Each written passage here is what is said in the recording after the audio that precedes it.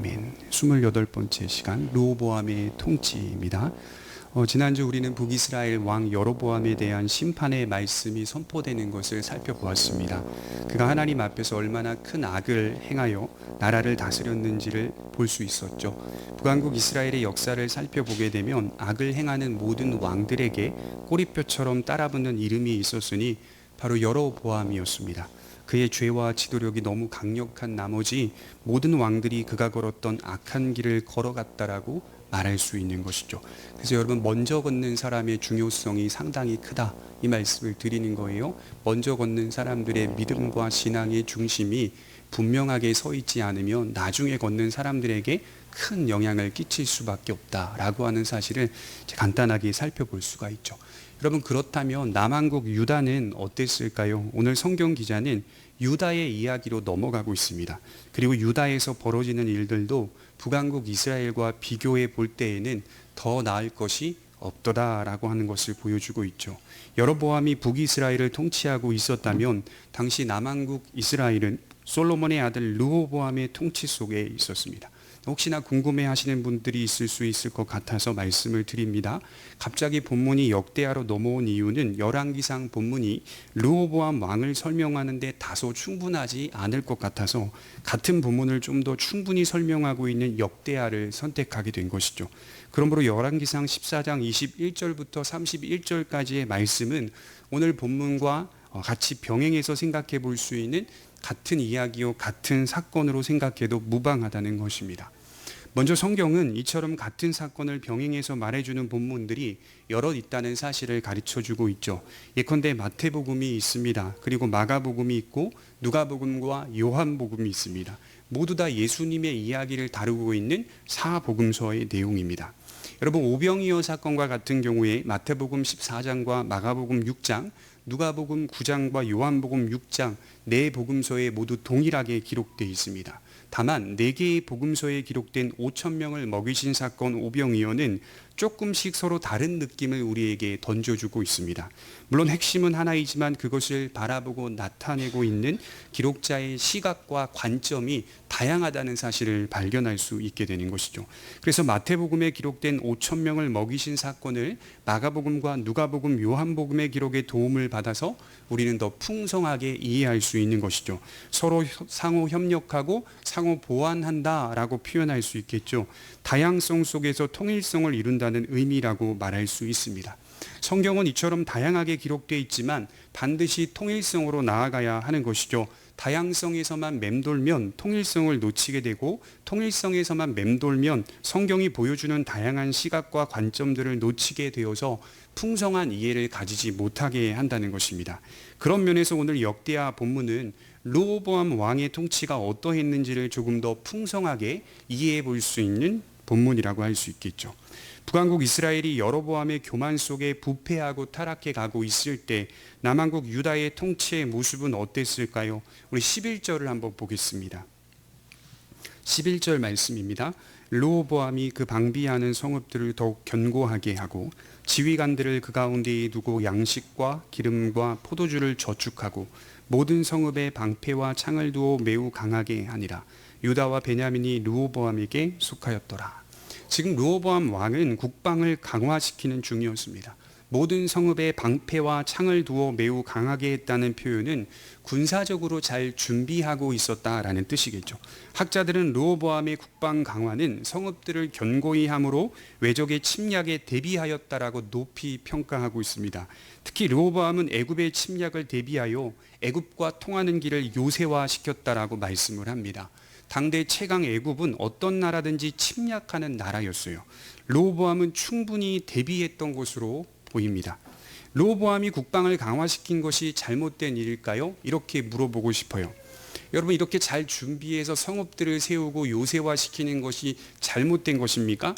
우리는 성경에서 신앙을 중점적으로 보기 때문에 이런 모습들은 높이 평가하지 않으려고 합니다. 특히 구약을 읽다 보면 하나님의 도우심이 어떤 표적이나 기적이나 이적과 같이 나타나기 때문에 인간의 대응이나 준비 계획들 또는 노력들은 되도록 집중하지 않으려고 하고 있습니다. 구약의 여러 본문에서 마병을 의지하지 말라고 한다거나 너의 병거의 많음을 신뢰하지 말라고 한다거나 하는 말씀들 때문에 우리로서 준비해야 할 부분들을 등한히 해도 된다는 관점을 갖게 됩니다. 오늘 르호보암이 국방을 견고히 하는 모습을 부정적으로 볼 수 있다는 말이에요. 하지만 이러한 모습들은 지극히 상식적인 모습이라고 말할 수 있습니다. 솔로몬이 기록한 잠언 21장 31절을 찾아보시면 우리는 금세 균형을 찾을 수가 있어요. 우리 잠언 21장 31절 한번 찾아보겠습니다. 잠언 21장 31절입니다.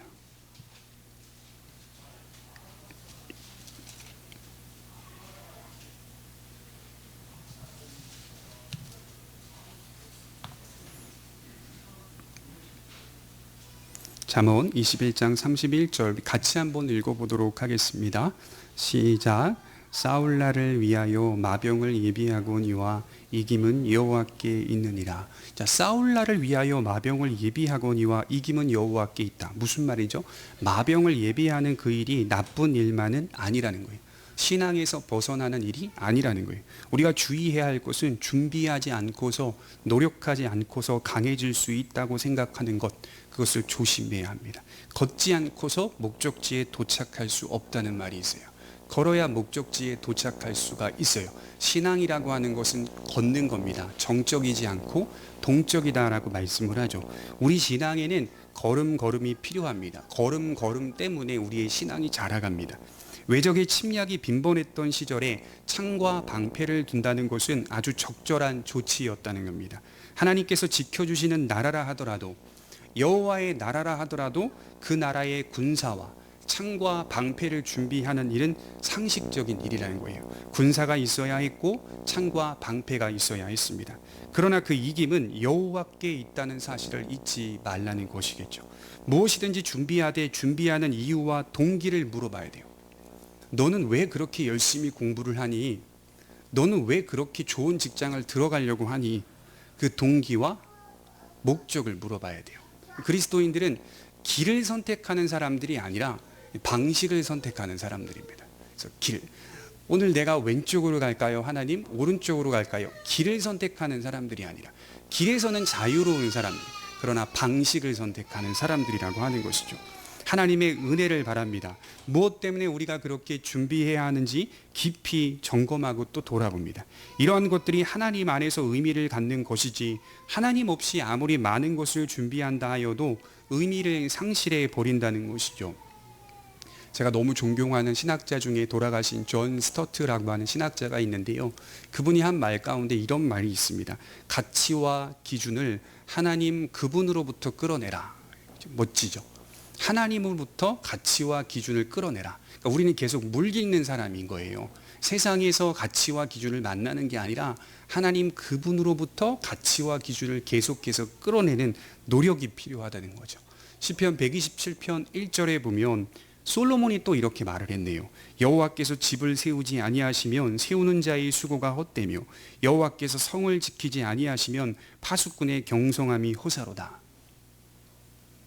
자칫 오해하게 되면 집을 세우지 않아도 된다, 성을 지키지 않아도 된다는 말처럼 들리지만 아닙니다. 솔로몬의 삶에는 누구보다 잘 준비하였습니다. 누구보다 잘 계획했습니다. 여러 성을 지었고 건축했고 수많은 것들을 노력하여 세웠습니다. 공들였어요. 그럼에도 불구하고 한순간에 무너지는 것을 경험했다는 말이죠. 그렇죠? 자기의 이유와 원인과 동기를 분명하게 깨달은, 여호와께서 지키지 아니하시면 한순간에 무너진다는 사실을 깨달은 거죠. 귀한 교훈을 많이 깨달았던 사람이 솔로몬입니다. 결국 여호와께서 집을 세우지 아니하시면 세우는 자의 수고가 헛됩니다. 르호보암이 아무리 국방을 강화시켜도 하나님이 지켜주지 아니하는 나라라면 르호보암의 수고는 헛되다고 말씀을 드릴 수가 있어요. 그래서 추후에 역대하 12장 2절에 보시면 애굽왕 시삭이 예루살렘을 공격하러 들어옵니다.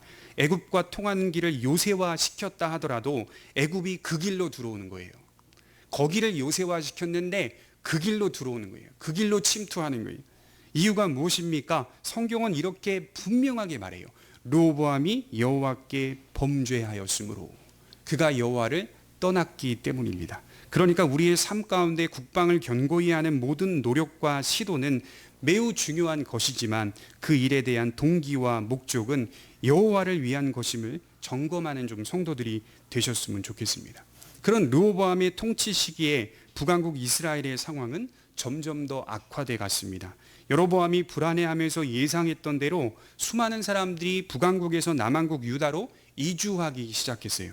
그 대표적인 사람들이 바로 제사장들과 레위 자손들이었습니다. 우리 13절을 보실까요? 13절입니다.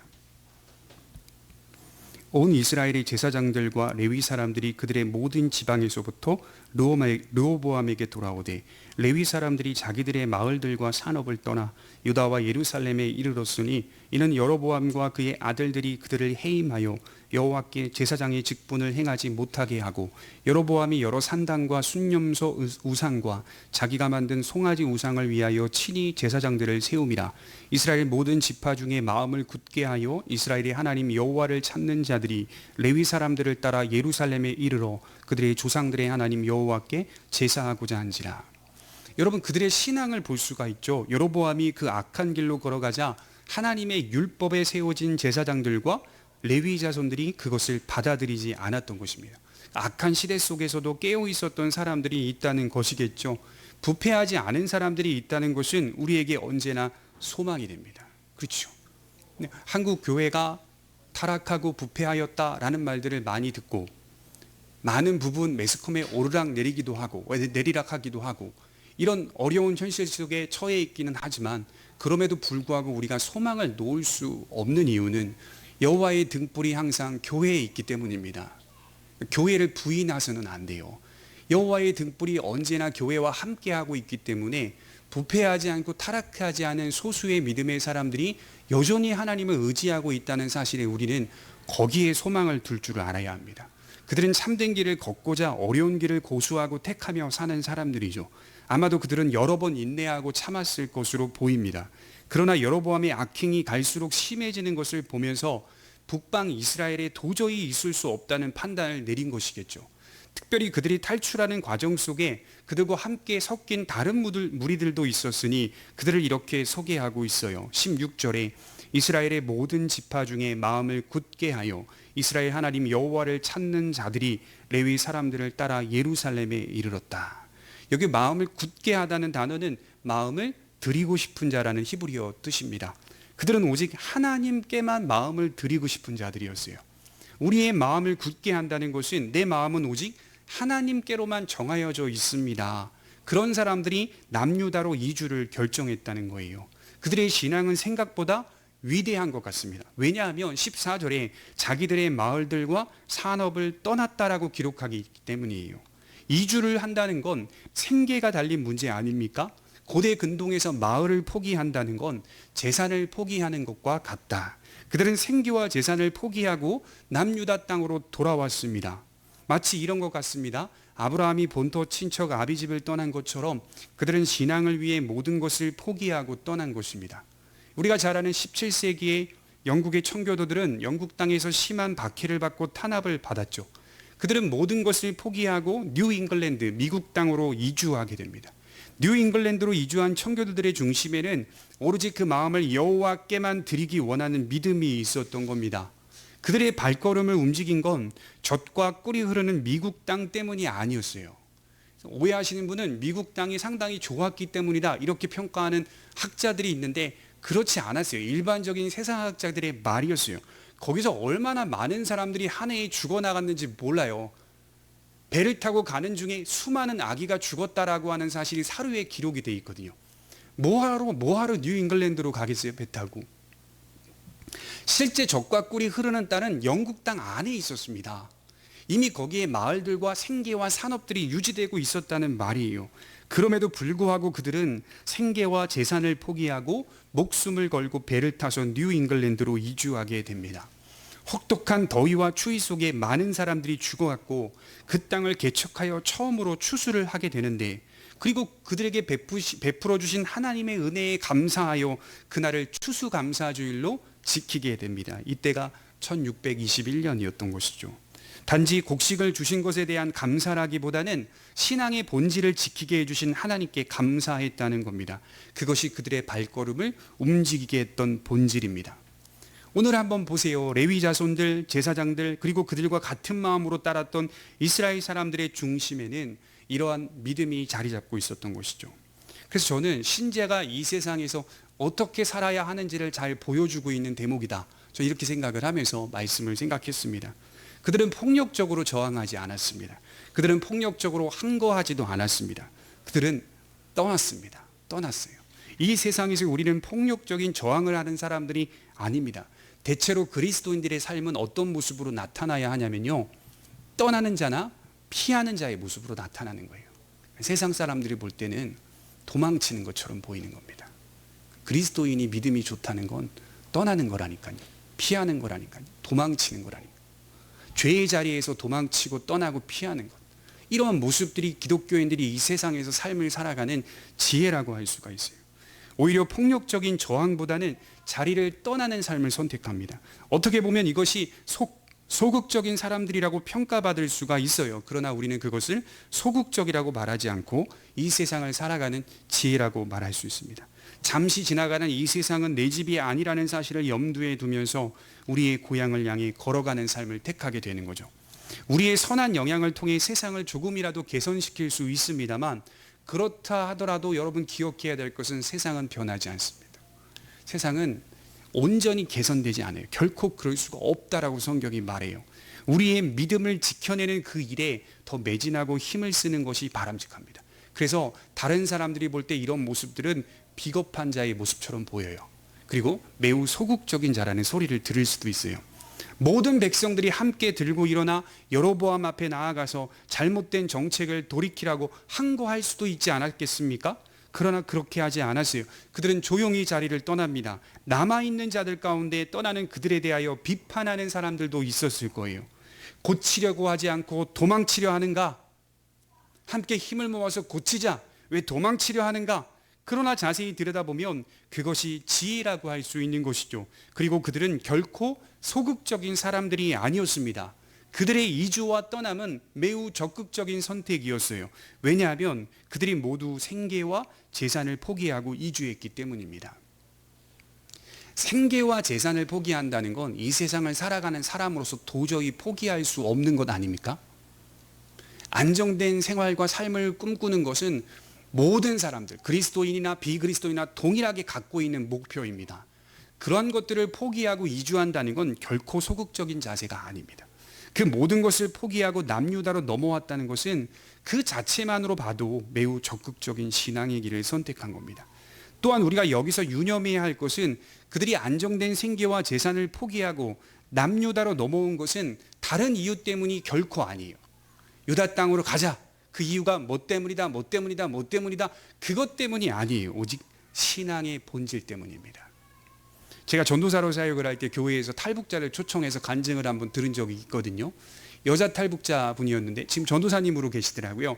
그분이 나와서 말씀을 하시는데 북한 땅에서 복음을 듣고 그 복음 안에서 예수님이 누구신지를 깊이 이제 알아가면서 이대로 있을 수 없다라고 생각해서 북한 땅에서 이제 탈북을 하게 되었다. 자기의 이유는 딱 하나랍니다. 본질적인 이유는 신앙을 지키기 위해서, 자유롭게 좀 예수님을 믿고 그 안에서 살기 위해서, 신앙을 꼭 지키기 위해서 탈북을 하였다.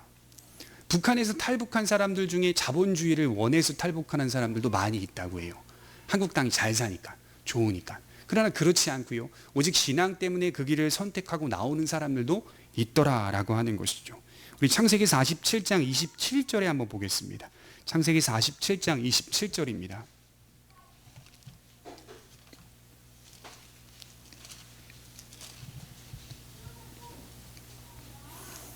창세기 47장 27절입니다.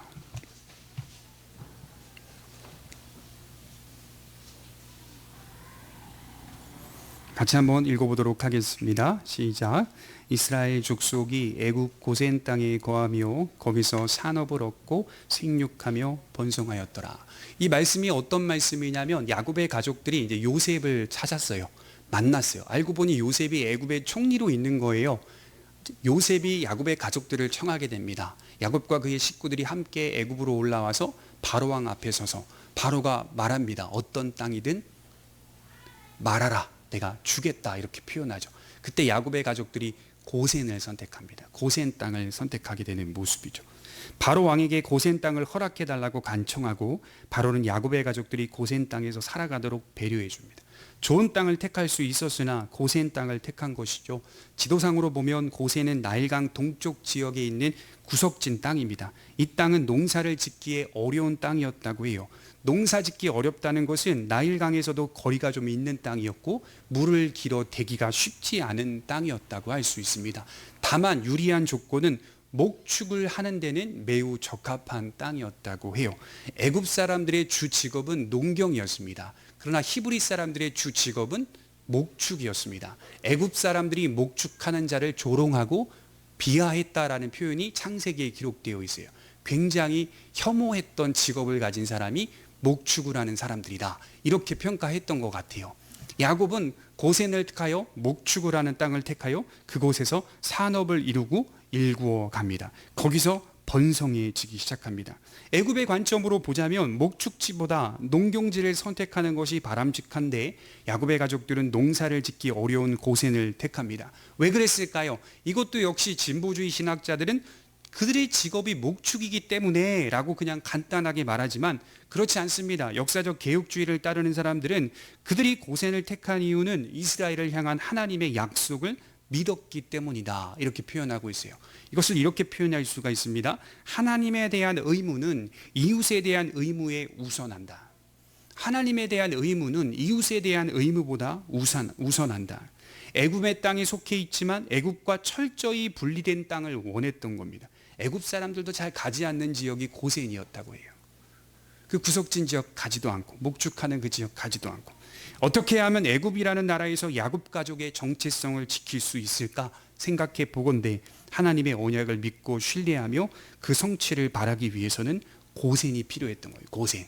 자기들만의 가족, 자기들만의 나라를 형성할 수 있는 고센이라는 땅이 꼭 필요했던 거예요. 신앙의 본질로 인해 고센 땅을 달라고 간청한 것입니다.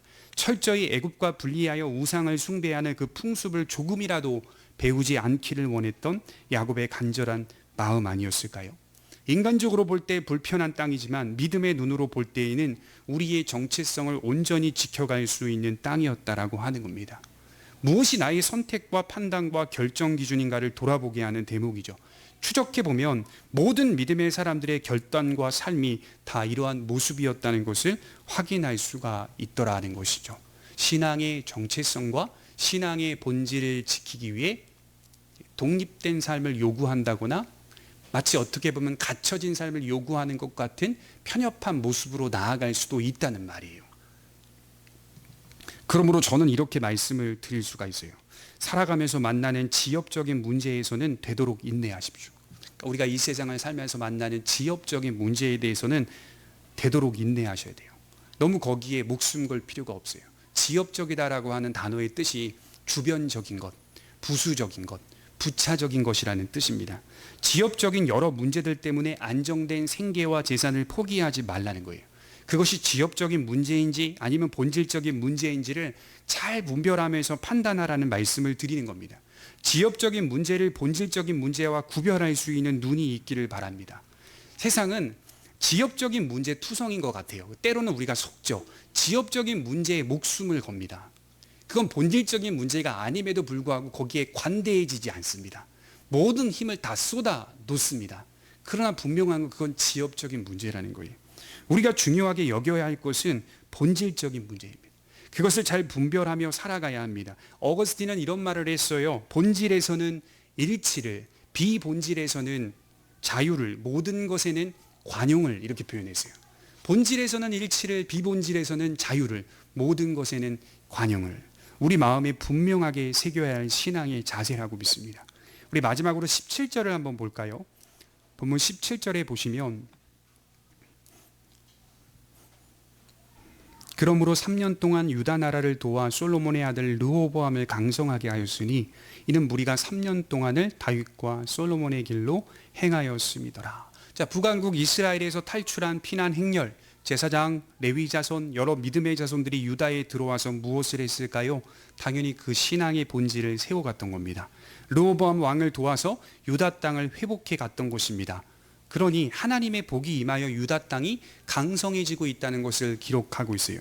르호보암은 북왕국 이스라엘에서 목숨을 걸고 생계와 재산을 포기하며 탈출한 이들을 높이 평가하고 이들이 바라고 원하는 나라를 세워갔어야 맞습니다. 얼마나 소중한 사람들입니까? 신앙을 위해서 생계와 재산을 포기하고 온 사람들. 르호보암은 깊이 감사하며 유다를 통치해야 맞습니다. 처음에는 잘했던 것으로 보여요. 그러나 오늘 성경 기자는 이렇게 말하고 있어요. 무리가 3년 동안을 다윗과 솔로몬의 길로 행하였다.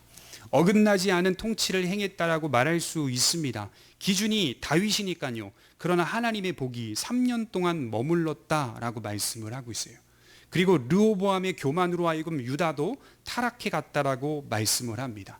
이후 유다 나라도 급격히 몰락하는 것을 우리가 볼 수 있는 것이죠. 여러분, 구약은요 특징적인 게 있어요. 어떤 특징이 있냐면 하나님의 복이 즉각적입니다. 굉장히 즉각적으로 임합니다. 순종할 때의 복이 임하고 불순종할 때의 저주가 임하는 것이 매우 즉각적으로 나타납니다. 가시적으로 나타나죠. 왜 그럴까요? 신약은 다르잖아요. 구약은 유독 이렇게 하나님의 말씀에 따라 걸어가면 그 왕국이 평안한다거나 하나님의 말씀을 지키지 않으면 그 왕국이 굉장히 급격히 빠르게 몰락하는 것을 보게 됩니다. 신명기에서 모세가 받았던 그 말씀이 우리 눈에 있는 그대로 성취되는 것을 목격한다는 말이에요. 그래서 신학자들이 이것이 신명기 사가다 이렇게 표현하고 있어요. 하나님의 말씀이 예언되고 그 말씀이 그대로 성취되는 것을 빠르게 하나님이 보여주고 계신다. 우리의 삶 속에서 빠르게 나타내 보이고 계신다. 순종하면 영구하고 장수합니다. 그러나 불순종하면 이 땅에서 진멸되고 심판이 임합니다. 구약은 이러한 모습을 통하여 뭘 설명하려고 하는 걸까요? 하나님의 나라를 설명하려고 하는 거예요. 그의 나라의 성격과 원리, 본질을 보여주는 겁니다. 장차 우리에게 임할 하나님의 나라, 생명의 나라는 순종을 통하여 누리게 될 나 가나안 복지 귀한 성이라는 말씀을 드리는 거예요. 그리고 우리가 누리게 될 영원한 세상과 영원한 나라는 이 땅에서 맛보는 복된 모습과도 흡사하다는 사실을 분명하게 보여주는 대목입니다. 그러니까 여러분들이 구약에서 어떤 재산의 축복을 받는다거나 건강의 축복을 받는다거나 전쟁에서 승리한다거나 이런 하나님의 복들이 임하는 것을 보면서 기억하셔야 될 것은 하나님의 나라를 설명하고 있구나 기억하셔야 됩니다. 이 세상 나라를 설명하는 게 아니라 우리가 장차 누리게 될, 맞이하게 될 그 나라는 결핍이 없으며 풍성한 나라다. 고통도 없고 통증도 없는 아주 풍성하고 완벽한 상태의 복지적인 나라를 하나님께서 보여주고 계시는 것이 구약이라는 거예요. 구약은 복음을 이런 식으로 설명하고 있습니다. 반면에 불순종 또한 즉각적으로 심판하심을 통해 하나님의 나라와는 무관하다는 것을 보여주고 있습니다. 불순종은 하나님의 나라와 같이 갈 수 없다는 사실을 보여주죠. 또한 하나님께서 죄를 얼마나 미워하시는지를 보여주고 있는 겁니다. 그런 모습으로 복음을 설명하고 있어요. 여기서 우리가 조심해야 될 게 뭘까요? 구약의 모습들을 그대로 적용할 수는 없다는 말입니다. 신약의 성도들은 구약에 나타난 축복과 저주의 의미가 예수 그리스도 안에 담겨 있다는 것을 꼭 기억해야 합니다. 그러니까 예수님을 제거하고 구약으로만 기독교 신앙을 이해하면 어떤 신앙이 될까요? 기복주의 신앙이 되는 겁니다. 나 말씀을 이렇게 순종했는데 왜 이런 일들이 일어나지 않는 거야? 기복주의 신앙이 되는 거예요. 거기에 예수님을 제거했기 때문이에요. 예수 그리스도 안에서 하나님이 주신 복들을 이해하는 것이 신약 성도들이 갖고 있는 신앙이다라고 표현할 수가 있죠. 우리는 그리스도를 닮아가야 합니다. 그러니까 형통한 상황이 주어진다 하더라도 우리는 그 형통을 통하여 그리스도를 닮아가고 그리스도의 중요성을 깨달아가는 거예요.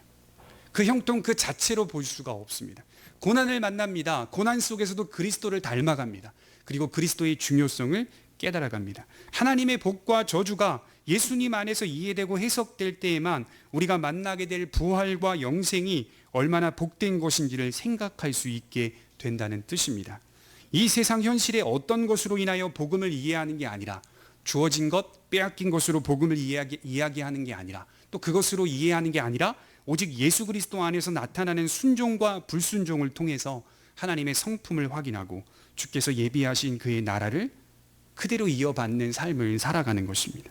3년간 축복을 맛보는 사람들이 아니라 영원히 그 축복을 소유하며 사는 성도들이 되시기를 바랍니다. 그 방법은 오직 하나입니다. 예수 그리스도를 내 안에 모시고 사는 것만이 유일한 길이라고 하는 것입니다.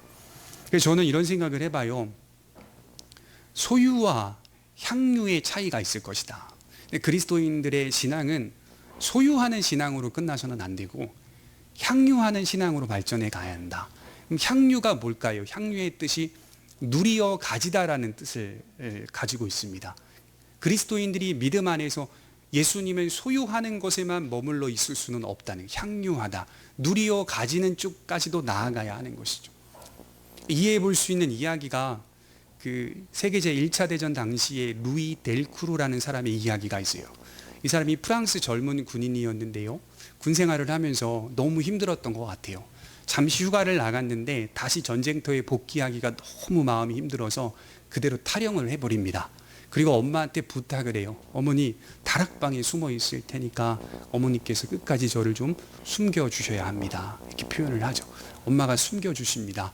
몇 년 동안 숨겨주셨을까요? 21년 동안 다락방에 숨겨주셨어요. 21년 동안. 1937년 8월에 그의 어머니가 세상을 떠납니다. 이제 자기를 숨겨줄 사람이 없는 거죠. 초췌하고 몰골이 많이 아니고 비틀거리면서 나와서 헌병대에 찾아가서 자수를 하게 돼요. 내가 사실은 탈영병입니다. 헌병대 수사관이 말합니다. 이미 수년 전에 사면법이 통과해서 탈영한 사람들도 자유로운 사람들입니다. 이렇게 말을 했다는 거예요.